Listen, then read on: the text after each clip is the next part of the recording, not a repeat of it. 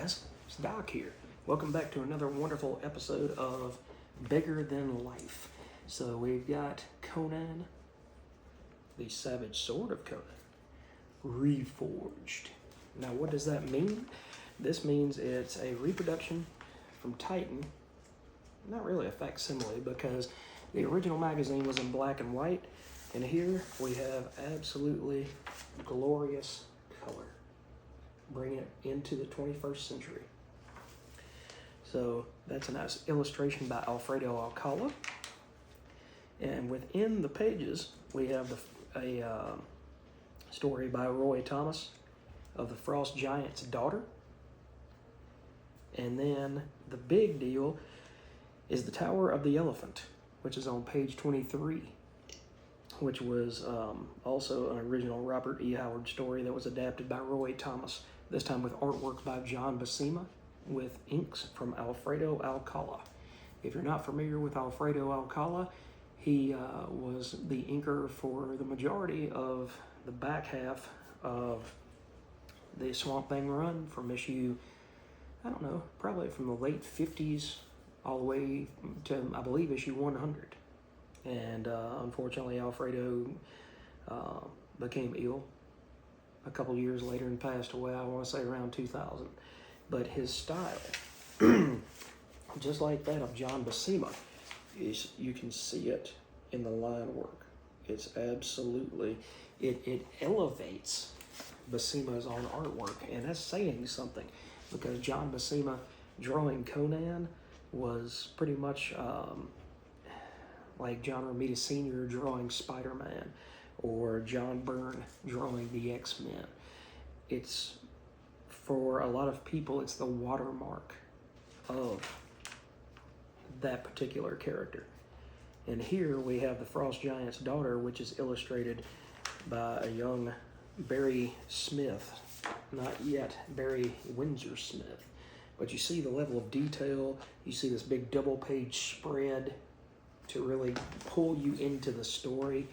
And he's fighting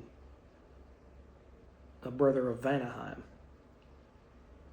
And he says, "Man, tell me your names so that my brothers in Vanaheim may know who was the last of Wulfhere's band to fall before the sword of Humdel." And this is adapted from the story of the Frost Giant's daughter, written by Robert E. Howard. And a lot of this I can't show you because it's got about a half-naked woman, but she is the Frost Giant's daughter. And she attempts to seduce Conan. All the while he's trying to figure out, I've never seen a woman that looks like you. Your locks blind me with their brightness. And you just get to see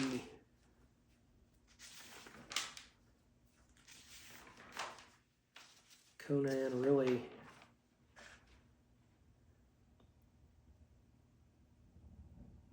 let's see, what's a passage here?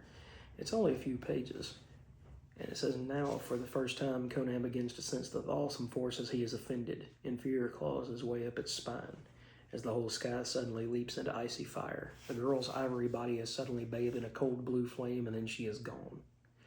And now Conan staggers and cries out as the witch lights play in the frosty sky gone mad, as thunder rolls insanely among the rearing peaks." See, Roy Thomas, in the adaptation of Robert E. Howard's Conan stories, has the same way with words and has the same compuncture and conjecture that Jim Zub is currently bringing to the new Conan title for Heroic. So it's great to see that there are modern day writers that still love this character enough to treat him with the respect that he deserves. The stories of Conan are lyrical and poetical. They talk in opposite terms because Conan is an absolute badass. He just destroys every man or enemy that he comes in contact with. But at the same time, there is a beauty in this ruined world of Hyperborea And you get to see that Conan is not a man out of time in the way that Captain America is, but he still doesn't really fit in. There's something different about him. Every villain that he comes across, whether it be in this book or a newer Conan title, whatever, they tend to underestimate him because they figure that his brute strength is all that he has. But he has learned different ways to fight. He's more intelligent and methodical than people give him credit for. And so he often triumphs simply because those that he comes across underestimate him and don't give him the credit of being able to overcome them with his smarts as well as with his brawn. Now, next up, we have a short story that was a poem by Robert E. Howard. It says, I remember the dark woods masking slopes of somber hills, the gray clouds leaden, everlasting arch, the dusky streams that flowed without a sound, and the lone winds that whispered down the passes. Vista on vista, marching, hills on hills, slope beyond slope, each dark with a sullen tree. So when a man climbed up a rugged peak and gazed, his shaded eyes saw but the endless vista, slope beyond slope, each hooded like its brothers. And so this is also artwork. It might be a little dark, might be a little hard for you to see, but it's artwork also by Barry Windsor Smith and Tim Conrad. So it continues and finishes, the clouds that piled forever on the hills, the dimness of the everlasting woods, Samaria, land of darkness and deep night. Then you get into the meat of the story on page 23. And like I said, you can tell, just like any good inker, you can tell the line work, you can tell the storytelling that's involved in inking John Buscema. You're not just inking a regular run-of-the-mill artist. Instead, you're presented with pages such as this, where you get Conan standing before this man, but it's not just a regular guy. You get to see the hair on his head, you get to see the details in his arms and his sinews, and it's just, you can tell that John Buscema really connected with this character. He wanted to bring that character not only to life, but to life within respect. He wanted people who saw his work to say, this is somebody who really loves what he has drawn. This is not him collecting a paycheck, but instead it's a labor of love.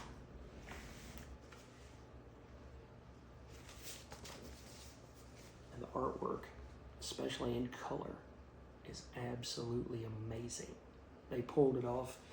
They a lot of the original interest for the Savage Sword of Conan when Marvel did it back in the 70s and 80s was the line work. I've photographed cemeteries before that had headstones that were beginning to fade, and within another 30 or 40 years you won't be able to even read what was on the stone due to rain, snow, ravages of time, and the fact that nothing is permanent in this world. And so I've taken those pictures in black and white and then played with the white balance and the contrast and the shadows, and you can almost pull the details out that just makes them pop in a way that if I had taken a color photo, I never could have manipulated that same image to show the level of detail and the line work that went into the names that were carved into those headstones.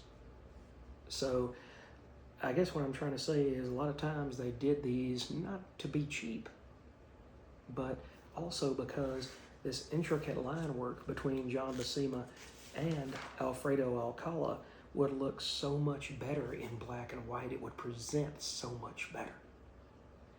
So, bravo to you, Heroic and Titan. You guys are definitely noble stewards of the character of Conan. So thank you for representing this, and I can't wait to check out the second issue to see what more stories were involved. But I think they've done an admirable job by representing this in color rather than just in straight black and white. So hope you guys enjoyed this review for Bigger Than Life, something that, you know, I haven't done in a while other than that House of Mystery book. But this book is fun. It's a lot of fun. It was $10, but you know what? You get more than one story. You get the first story about the Frost Giant's daughter. You get the poem. You get Patrick Zurcher talking about on one page how what Conan means to him, and then you get this amazing John Buscema and Alfredo Alcala and Roy Thomas adaptation of The Tower of the Elephant, presented in completion. So I can't say good enough things about this, and I hope you guys definitely get time to check it out. Thanks for joining me again. Hope you have a wonderful, restful Sunday, and we'll catch you in the next video. By the way, guys, if you haven't, please like and subscribe to the channel. I'm not sure whether these videos show that hype button or not, but it's something new that YouTube has also come out with.